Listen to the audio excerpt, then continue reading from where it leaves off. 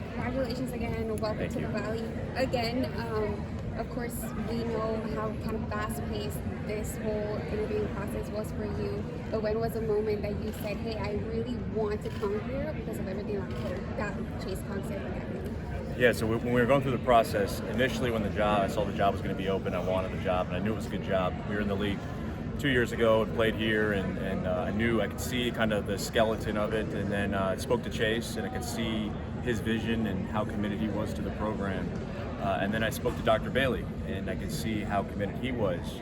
And so I could see there's full alignment from the top down, from the university president all the way down to the athletic director, and then across the valley, just people I know from here or that have lived here, part of the UTRGV community. And then when I sat down with the Chase for the second or third time, he was showing me a presentation about the football team and nothing basketball related. It was just about the success that the university's had and how it's really built over the years and into a championship athletics staff and program. And when he was going through football, I stopped him. I was like, look, do you understand that like this doesn't happen?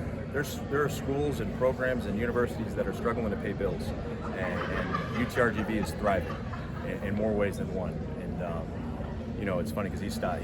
He stopped. He's like, yeah, I know. I knew it was going to be good. I didn't know it was going to be that good. And so it just, for me, when I left that conversation, I called all of my mentors. I called all of my friends. I spoke to Danielle, and I was like, this is a sleeping giant. And I think it's as set up for success as I've ever seen. And so that was really the defining moment for me, leaving that conference. Coach, for you, you've passed. I could have imagined that there have been opportunities for you to have already become a head coach, but why this long for you to select UTRGV where you could have had opportunities in other smaller places? Yeah, I think it's just a matter of fit and feel. I think like there's some other schools in the league that opened up, and for me, it's all about the people. Obviously, the alignment was there. There's been alignment at other places as well, but if I don't feel like it's right, then it's not right for me. And I'd have to leave a person that I really respect and admire in Coach Wade to have done that. And so, whether it be any of the other programs, this one was perfect for me. And as I went through the process, and if I was going to leave Coach Wade, it'd be for a program like this. Again, welcome to the Valley, Coach.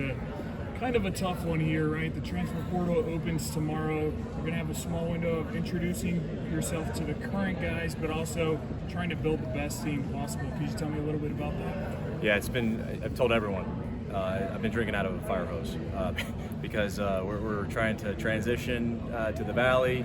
Obviously, personally, look for a home, go through that process. I have to hire staff, and right now I'm the one-man staff.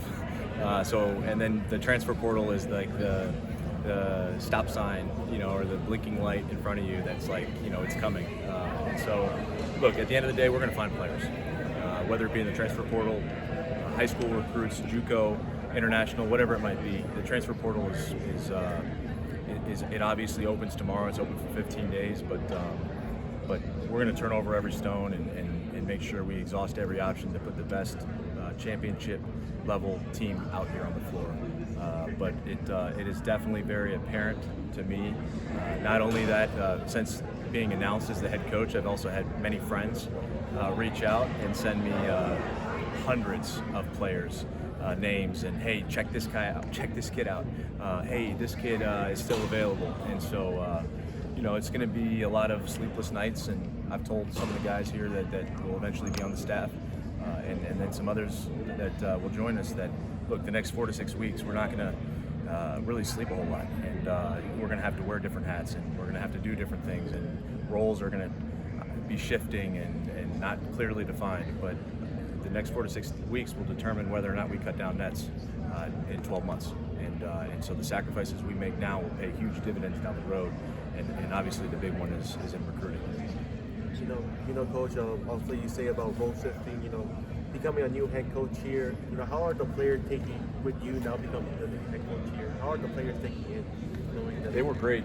We actually got on a Zoom when I was first announced, and then obviously we had a chance to meet earlier. But the one thing that was pretty cool for me, because again, it's like speed dating, was I just made it clear to them that they didn't choose me, I chose them, and that whether they believe it or not, you're starting to go through the relationship process, that I was there no matter what. But the one cool thing was, after talking to them, whether it be in the Zoom or texting them or calling them, they were genuinely excited for me. Whether it be congratulations or just the passion, excitement in their voice. And I think that's a testament to the people here at UTRGV. I think they really do take a lot of pride in this place. For them to see someone else get a job, they know how special it is. So for me, that was what I took away from it. Just really appreciative of the love that they showed very early on, when really they didn't need to.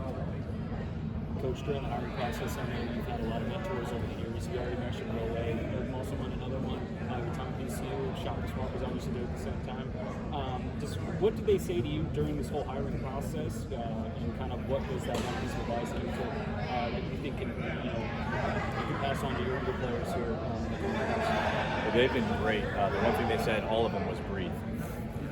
Breathe, and then Shaka actually sent me a really nice text when it was announced. But he just said prioritize. He kind of give me a checklist with everything. Prioritize staff, task list.